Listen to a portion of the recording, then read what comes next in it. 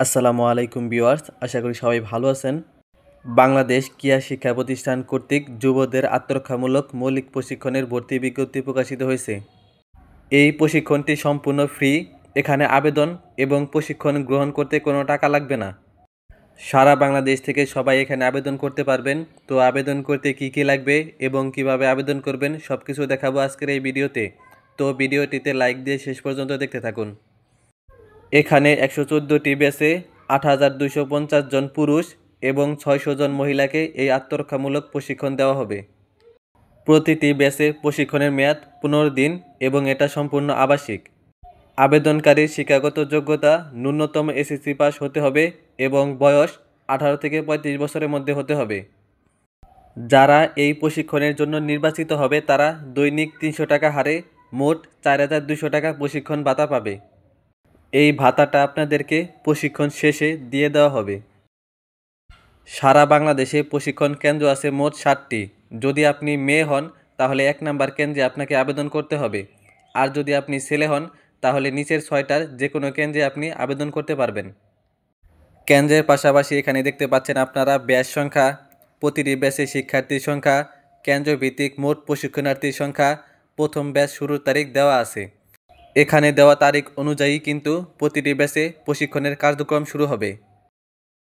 তো আবেদন করতে আপনাদের যে কাগজপত্রগুলো লাগবে সেগুলো হলো 1 নম্বরে পাসপোর্ট সাইজের ছবি, 2 নম্বরে শিক্ষাগত যোগ্যতার সনদপত্র, 3 নম্বরে জন্ম সনদ বা জাতীয় পরিচয়পত্র, 4 নম্বরে ইউনিয়ন পরিষদ কর্তৃক সুনাগরিক সনদপত্র এবং নিজ শিক্ষা প্রতিষ্ঠান কর্তৃক চারিত্রিক সনদপত্র, 5 নম্বরে আবেদনকারীর নিজ নামে কোনো মামলা নেই এই মর্মে একটি অঙ্গীকারনামা প্রদান করতে হবে এবং একজন প্রার্থী শুধুমাত্র একবারই এই প্রশিক্ষণ গ্রহণ করতে পারবে।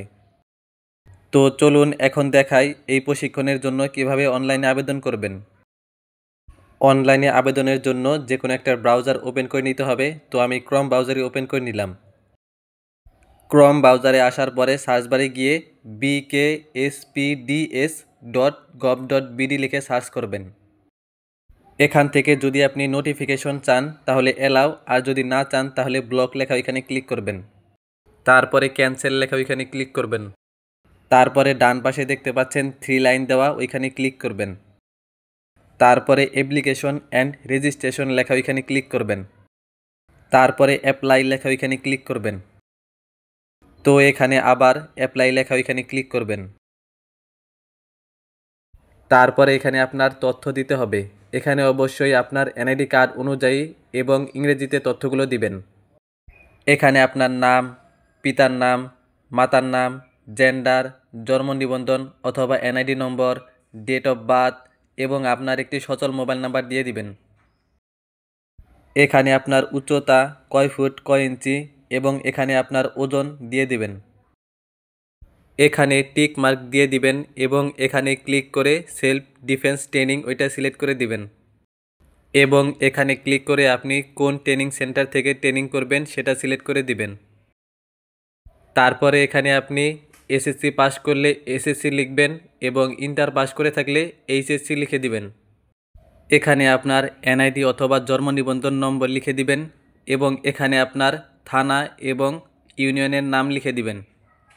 এখানে আপনার শিক্ষাগত যোগ্যতার সনদপত্রের একটা পিডিএফ আপলোড করে দিবেন। যদি আপনি ছবিকে পিডিএফ করতে না পারেন তাহলে ইউটিউবে অনেক ভিডিও আছে, সেখান থেকে দেখে আপনি ছবিকে পিডিএফ করে নিতে পারবেন খুব সহজে। এখানে আপনার জন্ম নিবন্ধন অথবা এনআইডি কার্ডের পিডিএফ আপলোড করে দিবেন। এখানে ইউনিয়ন পরিষদ থেকে একটা সুনাগরিক সনদপত্র আনবেন এবং সেটার পিডিএফ এখানে আপলোড করে দিবেন।